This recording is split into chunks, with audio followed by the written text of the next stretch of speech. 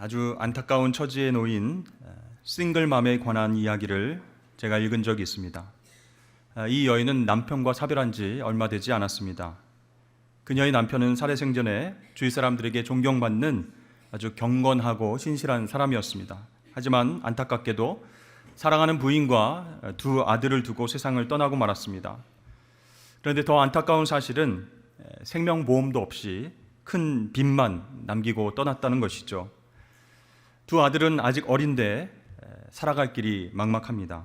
그 여인은 눈물이 마를 때까지 하나님 앞에 울부짖었습니다. 그리고 지푸라기를 잡는 심정으로 목사님을 찾아갔습니다.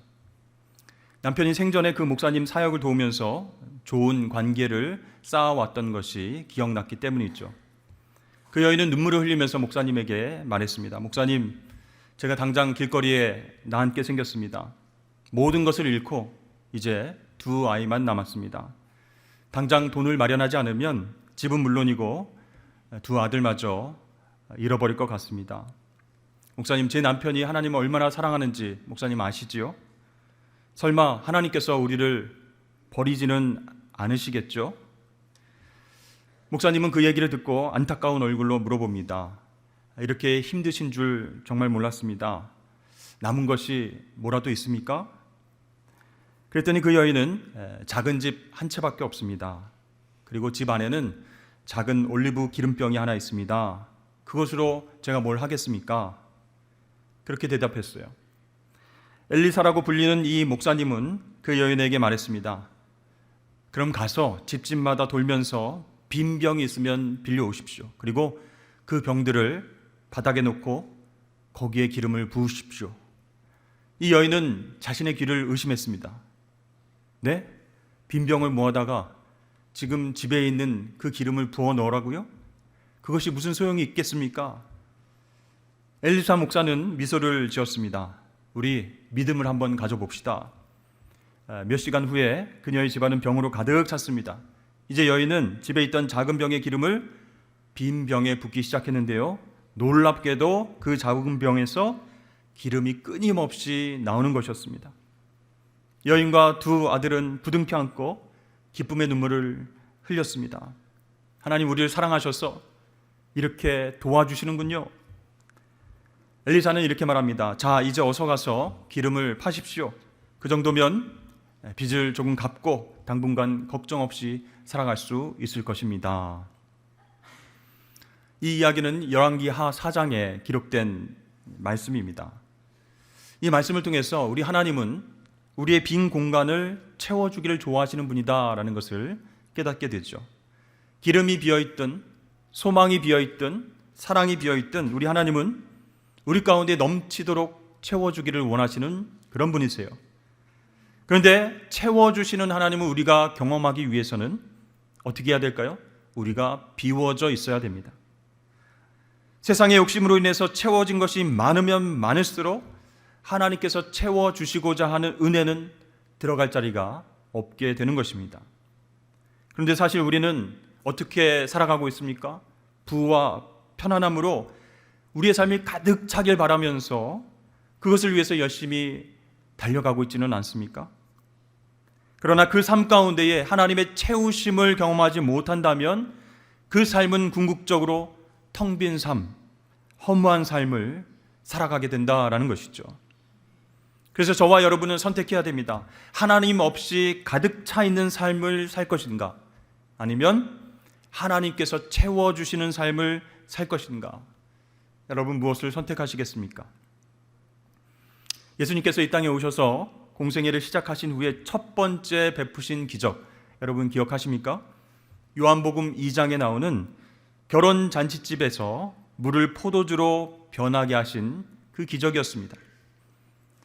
유대 풍습에 결혼식은 7일 동안 계속되었고 포도주가 계속 공급되어져야만 합니다. 그런데 포도주가 떨어진 거예요. 그 급박한 상황 속에서 예수님은 종들에게 빈 항아리 6통의 물을 가득 채우라 이렇게 명령하셨습니다. 그리고 가득 채워진 그 물을 최상급의 포도주로 바꿔주셨습니다. 덕분에 잔치에 찾아온 많은 사람들에게 칭찬을 많이 받았죠. 나중에 가장 좋은 포도주를 내오다니 너무나 준비를 잘하였구나 칭찬을 받았습니다. 이렇게 결혼잔치의 기쁨과 축복의 시간이 계속되도록 예수님께서는 채워주셨다는 것이죠. 그 외에도 예수님은 많은 사람들을 만나시면서 채워주셨습니다. 우물가의 여인과의 그 대화를 통해서 그녀의 공허한 삶을 채워주셨습니다. 오병이어 기적을 통해서 빈들에 많이 굶어서 힘들어하는 사람들에게 양식을 채워주셨습니다. 야이로 딸이 죽었음에도 불구하고 그녀를 살려주심으로 인해서 초상집과 같은 그 집이 잔치집으로 변하게 되었습니다. 간음 현장에서 잡힌 여인을 구해주심으로 인해서 그 여인의 삶 가운데에 소망이 가득 차게 되었습니다. 이렇게 예수님은요, 사람들의 허무하고 빈 공간을 소망과 기쁨으로 채워주시는 우리 하나님이신 줄로 믿습니다. 그런데요, 예수님을 만나도 텅 빈 상태로 돌아가는 그런 사람들도 있습니다. 부자 청년이 그랬죠. 자, 예수님 앞에서 나는 율법을 다 잘 지켜왔습니다 이렇게 자랑했지만 예수님께서 네가 율법을 잘 아느냐? 그럼 이웃사랑 실천을 위해서 네가 가진 재물들을 다 처분하고 나를 따르라 이렇게 말씀하셨을 때 이 청년이 근심하면서 주님을 떠나갔습니다. 바리새인들도요, 그 마음 가운데 온통 율법과 제도로 가득 차 있었습니다. 그래서 예수님께서 공급해 주시려고 하는 은혜와 축복을 그들 마음 가운데에 자리 잡을 수가 없었던 것이죠. 그렇습니다. 여러분, 우리가 주님께서 베푸시는 은혜와 소망으로 채워지기 위해서는 버려야 할 것이 있습니다. 의지적으로 비워내야 할 것들이 있다는 것이에요. 저절로 채워지는 것이 아니기 때문에 고통이 따르더라도, 아깝다는 생각이 들더라도 과감하게 내려놓는 그런 과정이 없다면 주님께서 매일매일 우리를 채워주시는 풍성한 것을 경험하지 못한다는 것입니다. 오늘 본문에 나오는 바리새인들은요, 예수님께서 행하시는 기적과 천국잔치의 기쁨을 옆에서 목격하고 경험했습니다. 그런데 그들은 오직 한 가지만 보입니다. 야, 오늘은 안식일인데 사람 고치는 것이 합당해? 아니, 안식일이 아닌 다른 날에 치유의 기적을 베풀 수도 있는데 이 예수라는 사람은 일부러 율법을 어기기 위해서 안식일 날 사람을 고쳐주는 것 아닌가? 자기들끼리 수군거렸어요. 예수님께서 그들의 마음을 아시고 이렇게 질문하십니다. 만약에 너희 아들이나 소가 안식일에 우물에 빠졌다면 어떻게 하겠느냐? 하루를 기다렸다가 구해내겠느냐? 바리새인들은 그 말씀에 한마디도 대답하지 못했습니다. 사실 그들에게 진리의 말씀은 소귀의 경읽기였지만 그래도 예수님은 비유의 말씀으로 그들의 귀를, 그들의 마음을 채워주시고자 노력했다는 것이죠. 자, 오늘 우리가 읽은 비유의 말씀은요, 크고 좋은 잔치에 관한 말씀입니다. 자, 내용은 어떻습니까? 어떤 사람이 큰 잔치를 열고 초대장을 보냈어요. 종을 보내서 초청객들에게 저녁이 잘 준비되었습니다. 오십시오. 이렇게 알립니다. 하지만 아무도 올 생각을 하지 않았습니다. 주인이 여기기에 너무 충격적이었습니다. 정성껏 준비한 잔치인데 이런 핑계 저런 핑계를 대고 못 오겠습니다 하는 사람들 때문에 마음이 상했습니다. 생각 같아서는요, 화가 나서 막 상을 뒤집어 엎어버리고 싶습니다. 그러나 애써 차린 상이 아까워서 그렇게 하지는 못하죠. 그래서 종에게 지시합니다. 온 마을을 돌아다니고 다 뒤져서라도 사람들을 데리고 오너라. 병자든 빈민이든 상관없이 다 데리고 와라. 이렇게 명령을 합니다. 자, 그렇게까지 해서 자리를 채웠지만 여전히 군데군데 빈자리가 보입니다. 종이 주인에게 말하죠. 주인님, 명령하신 대로 했는데요, 아직도 자리가 남았습니다. 그때 주인은 만족하지 못했는지 종에게 이렇게 말합니다. 더 멀리까지 가라. 도시 밖으로 나가봐라. 필요하다면 숲속까지 다 뒤져서 데리고 와라. 강권적으로 이 자리를 채워라. 그런데 내 초대를 거절한 사람들은 나중에 국물도 없는 줄 알아라. 이렇게 얘기를 합니다. 여러분, 이 비유 속에 나오는 주인은 누구일까요? 우리 하나님 아버지십니다. 그리고 주인의 명령을 받는 종은 누구일까요? 바로 예수님이십니다. 하나님께서는요, 하나님 나라 천국 큰 잔치로 사람들을 초대하기 위해서 예수님을 보내셨습니다. 그럼 잔치에 초대된 사람들은 누구일까요? 그들은 하나님의 백성입니다. 근데 그 하나님의 백성들이 악하고 게을러서가 아니라 자기 일에 너무 바빠서 시간을 낼 수 없다고 말하고 있습니다. 초대 자체를 싫어하는 것은 아닌데 이 잔치에 참여하는 것보다 다른 일에 더 신경을 쓰고 있었다라는 것을 우리는 알 수 있죠. 첫 번째 사람은요, 밭을 샀기 때문에 잔치에 못 가겠습니다. 양해해 주십시오. 이렇게 이야기를 합니다. 여기서 이 밭을 샀다라고 하는 것은요, 개인적인 소유 때문에 천국 잔치를 거절하는 사람을 이야기하고 있습니다. 자, 여러분, 우리 주변에도 보면 물건을 사기 위해서, 그렇죠? 물건을 소유하기 위해서 열심히 일하는 사람들이 있죠. 그런데 물건을 내가 소유했다 생각하지만 오히려 그 물건에 지배를 당하고 그 물건에 따라가는 삶을 사는 사람들이 있다는 것입니다. 그래서 내가 갖고 있는 물건, 내가 앞으로 가지려고 하는 물건이 내 공허함을 채워줄 것이다, 이렇게 믿고 계속해서 새로운 상품을 사게 된다는 것이에요. TV 광고를 보면요, 하나같이 우리들의 마음의 그 빈 공간과 약점을 잘 공략해서 상품과 서비스를 팔고 있는 것을 보게 됩니다.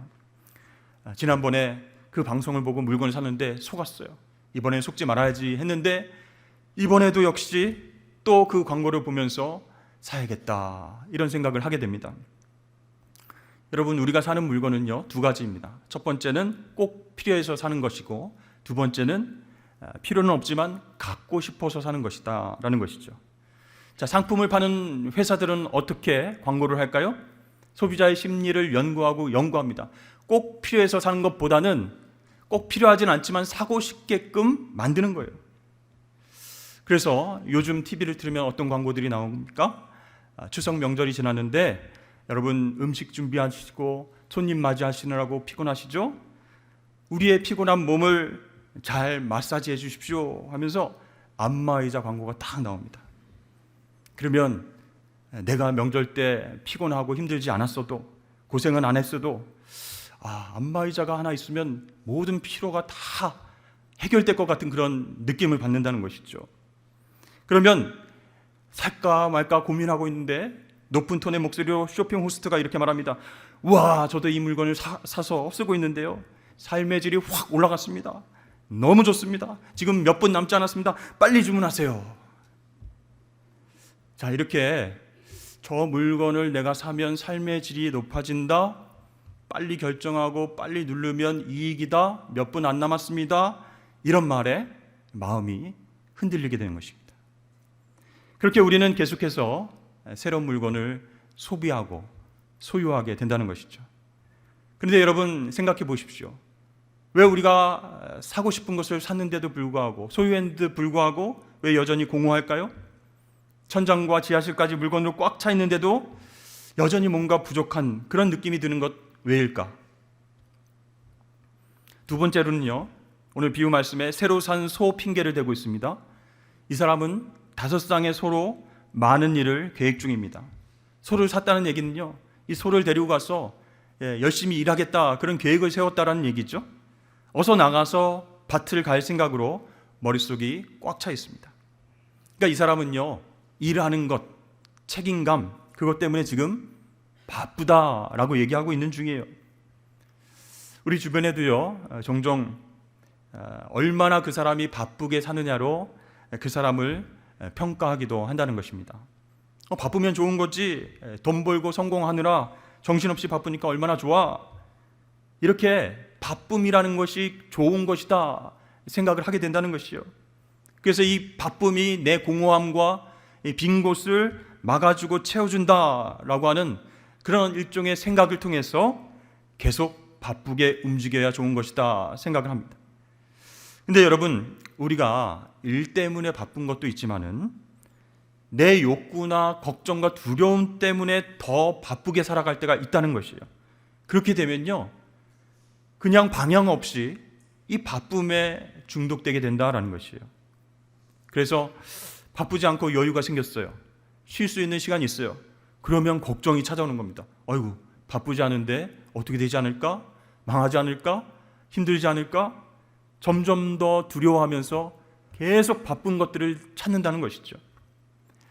재미있는 통계가 있는데요. 우리나라 4명 중 1명이 화장실에 갈 때마다 스마트폰을 들고 간다, 이런 통계가 있습니다.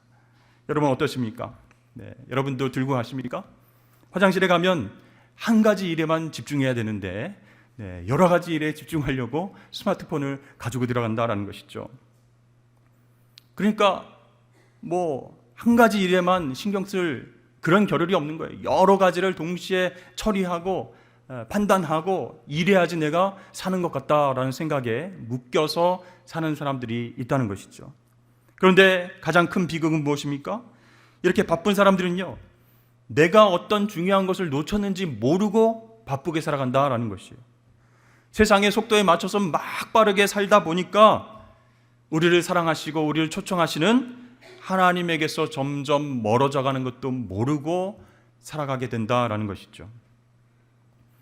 자, 오늘 비유 말씀에서 초대를 거절한 세 번째 사람은 우리가 오히려 축하해주고 싶은 마음이 생깁니다.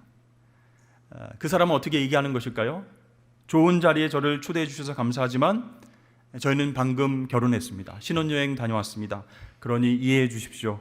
다음번 잔치에는 꼭 제가 참석하겠습니다. 이렇게 이야기를 하고 거절을 하죠. 자, 여러분 결혼할 때에 어떤 마음이 드셨습니까? 정말로 사랑하는 마음으로 결혼하고 새로운 출발을 하게 됐죠. 사랑하는 사람, 내 옆에 있는 그 배우자가 내 빈 곳을 채워줄 것이다 라는 믿음으로 그렇게 새 출발을 합니다. 그러면서 이렇게 얘기하죠. 사랑하는 사람이 지금 신앙은 없습니다. 그러나 그것보다 더 중요한 것은 지금 우리 둘 사이의 관계입니다. 이 관계를 깨트리고 싶지는 않습니다. 그래서 교회 나가는 것, 신앙생활하는 것 나중에 여건 되면 생각해 보겠습니다. 지금은 아닌 것 같습니다. 이렇게 이야기를 하는 것이죠. 여러분, 남녀 간의 사랑은 하나님께서 주신 놀라운 선물 가운데 하나지만 가장 큰 선물은 아니라는 것이에요. 오직 하나님과의 관계만이 우리를 영원한 만족으로 채워줄 수 있음을 여러분들 믿으실 수 있기를 바랍니다. 예수님의 오늘 큰 잔치 비유는요, 하나님께서 자녀들을 사랑하셔서 먹여주시고 채워주신다라고 하는 의미의 그런 메시지가 들어있어요. 그런데 하나님의 자녀들인 우리는 그 은혜의 자리, 하나님께서 채워주시는 자리를 마다하고 바쁩니다. 내 인생의 계획과 내 인생의 어떤 바쁨으로 인해서 거기에 신경 쓸 겨를이 없습니다 라고 얘기하는 것이죠. 여러분, 십자가에서 죽으시고 부활하신 예수님께서 하늘로 승천하시기 전에 제자들에게 약속하신 것이 있습니다. 그들 안에서부터 변화가 있을 것이다. 즉 성령께서 그들의 삶 속으로 들어올 것이다 라고 약속하신 것이에요. 이제 제자들이 예수님 떠나가시면 어떡하나 걱정하고 있는데 곧 성령으로 가득 채워질 것이니 걱정하지 말라, 이렇게 말씀을 하셨습니다. 그렇습니다. 우리가 예수 믿고 그분의 제자가 되면 성령께서 우리 삶 가운데로 들어오십니다. 성령은 우리 안에 내주하고 계셔서 우리가 어디를 가나 함께 하시고 우리가 하나님의 일을 할 수 있도록 특별한 힘과 은사를 주십니다. 우리를 영의 양식으로 먹이시고 채울 수 있도록 인도하여 주시는 분이 성령님이신 줄로 믿습니다. 특별히 우리가 힘들 때, 연약할 때 어떻게 하실까요? 우리를 상담해 주시고 위로해 주시고 매일매일 예수님의 형상으로 변화될 수 있도록 도와주세요. 자, 우리가 세상의 방법에서 벗어나서 이제 예수님처럼 생각하고 행동해야 되겠다, 이렇게 마음 먹으면서 움직일 그때가 성령께서 역사하셔서 변화가 시작되는 시점이다라는 것이에요. 자, 그렇게 우리의 마음의 빈 곳에 성령으로 충만하게 되면 온전한 삶이 무엇인지, 예수님 닮아가는 성숙한 삶이 무엇인지 그것을 깨닫게 될 줄로 믿습니다. 사도행전을 보면요, 증거가 나와 있어요. 예수님의 제자들은 그 전까지는 어떻게 살았습니까? 우왕좌왕하면서 왔다 갔다 하면서 헷갈리면서 살았어요. 예수님께서 유대인들의 왕이 되시면 누가 큰 일을 맡겠는가, 거기에만 관심을 두고 있었습니다. 그랬던 제자들이요, 이제 예수님께서 하늘로 승천하시고 안 계시 그 상황 가운데서 기도하며 기다렸을 때 약속하신 성령으로 채워지자 어떤 변화가 일어났습니까? 온 세상을 뒤흔드는 복음의 전령으로 변화된 줄로 믿습니다. 완전히 새 사람으로 변화됐어요. 주님께서 주신 사명을 아주 신실하고 충성되게 감당하는 주님의 제자들로 변화되었습니다. 그래서 사도 바울은요, 에베소 교회 교인들에게 보내는 편지에서 이렇게 말했습니다. 오직 성령으로 충만함을 받으라. 여러분, 성령 충만 무슨 뜻입니까? 성령의 통치하심, 성령의 지배하심에 온전히 내가 협력함으로 인해서 성령께서 우리를 통해서 하시고자 하는 일을 온전히 이루는 것, 그 상태가 성령 충만입니다. 그러면 사랑하는 성도 여러분, 저와 여러분의 빈자리가 성령으로 채워지길 주의 이름으로 축복합니다.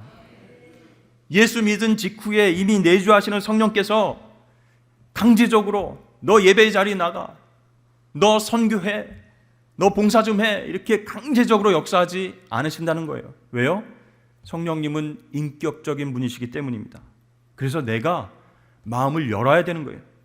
세상의 욕심과 걱정으로 가득 찬 그 모든 것들을 내려놓고 성령님을 환영할 때, 그분을 웰컴할 때, 그때 비로소 성령의 역사가 우리 삶 가운데서 충만하게 나타나게 될 줄로 믿습니다.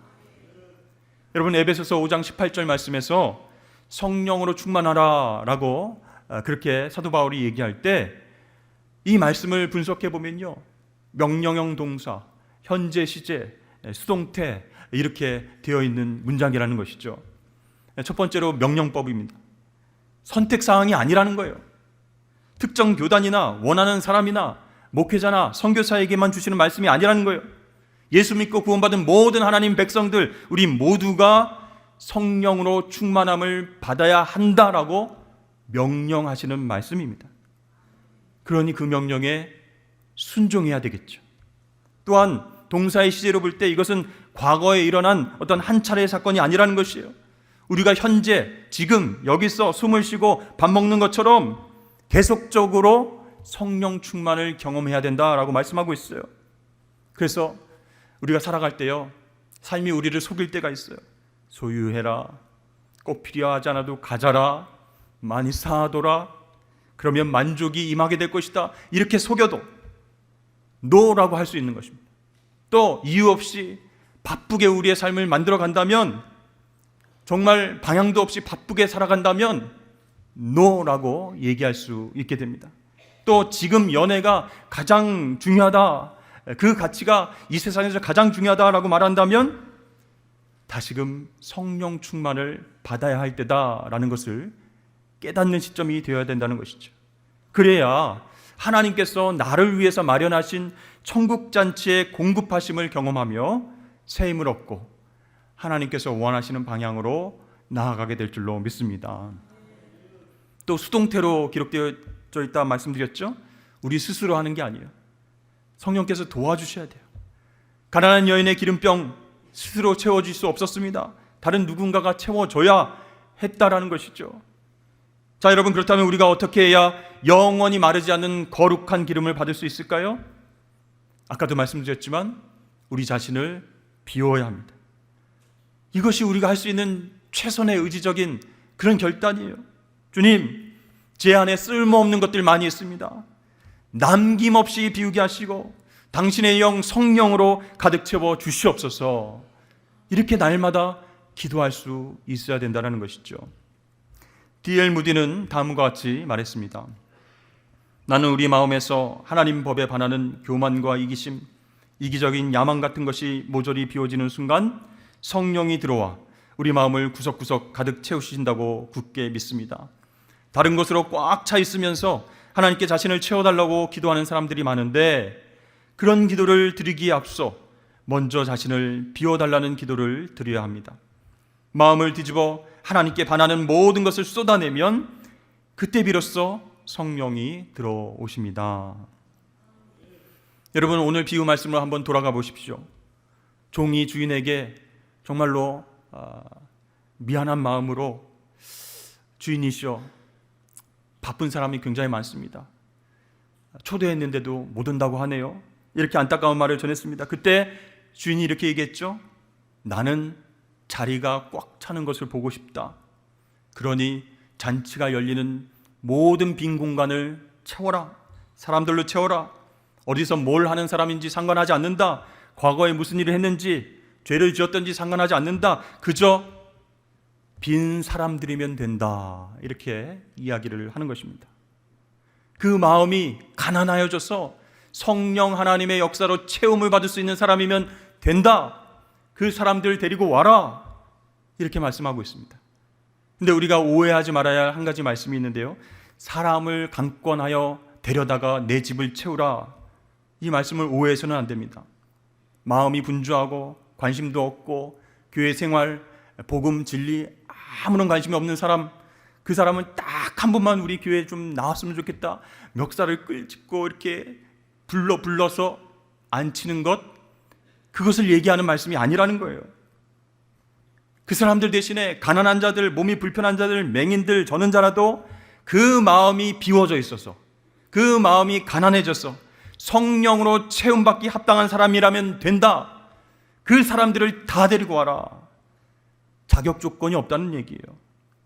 이렇게 하나님은요, 심령이 가난한 자들을 초대하시고 그들을 은혜와 사랑으로 채우시는 우리 아버지신 줄로 믿습니다. 그러므로 사랑하는 성도 여러분, 다른 것으로가 아닌 성령으로 채워주시길 주의 이름으로 축복합니다. 우리가 신앙생활하고 세상을 살아갈 때요, 성령으로 채워져서 천국잔치의 기쁨을 누리며 사느냐 못 사느냐, 그것은 우리가 얼마나 순간순간 비워내느냐, 거기에 달려 있습니다. 그러면 여러분, 세상의 것으로 꽉 찬 삶 기대하거나 만족하지 마십시오. 거기에 수망을 두지 마십시오. 매일매일 힘들고 고통이 오고 연약할지라도 성령으로 채워지는 삶을 기대하면서 가난한 마음을 가지고 주님의 잔치집으로 나아갈 때에 하늘 아버지께서 우리를 환영하여 주시고 성령 하나님의 놀라운 역사로 채워주실 줄로 믿습니다. 그렇게 성령 하나님과 동행하시면서 승리하시는 한 주가 되시길 주의 이름으로 축복합니다.